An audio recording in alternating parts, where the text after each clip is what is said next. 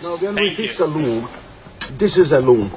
We tie it with the chains, stretch it with the chains, and this is the base. The threads you see here, this is the base of the carpet. In other words, this is the warp.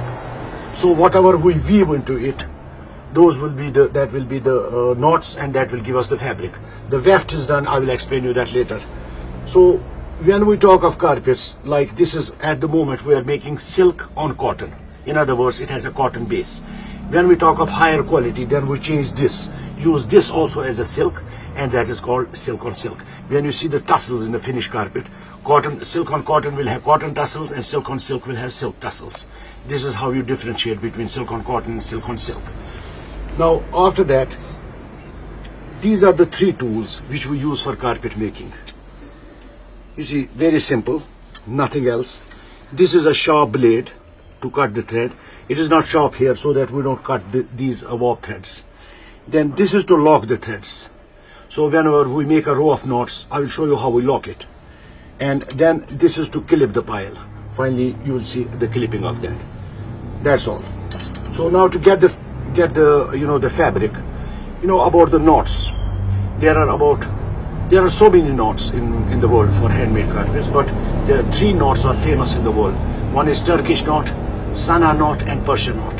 I told you this is a Persian introduction, so our knot is Persian knot. It's not a Kashmiri knot. And it is a figure-8 shaped knot. We take the threads from back, threads from front on the loom, twist it twice, make a figure-8 like this. And once the figure-8 is made, then we pull it down and cut it. While we cut it, that makes bit of the pile. So every time we do it, we are doing a knot. I'll just show you. You can come closer and you can see how I will make a knot.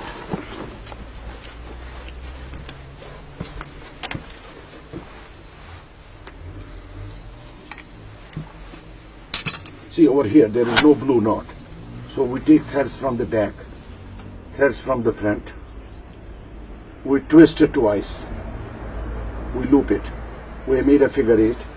Then we pull it down and then we cut it. So that's one knot. I'll do it with a different color.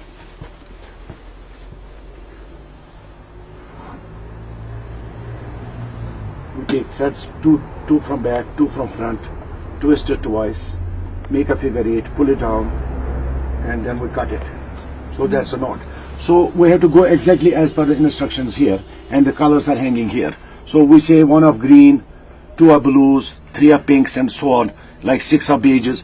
We put those threads across and complete one row of knots all the way across. Now once we make a row of knots, then these knots can come out easily, like they can come out.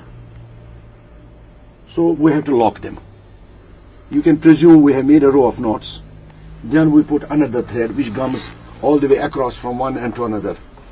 And this is how it comes on top of it in the middle, like this. So we put it on top of all the knots which we have made, and then we lock it with this, like this.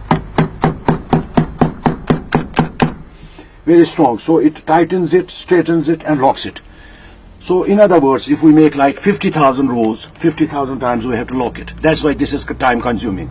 But the best part of it is, after that, even if we cut this into pieces, nothing is going to come out.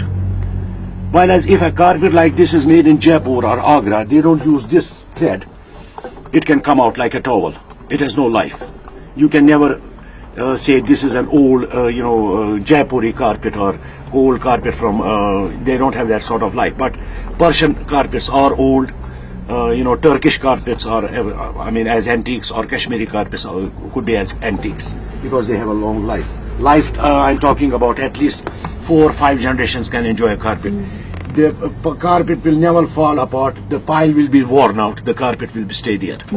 So once we make 2 or 3 inches like this, then we clip the pile and see how we clip it. Doshun puni.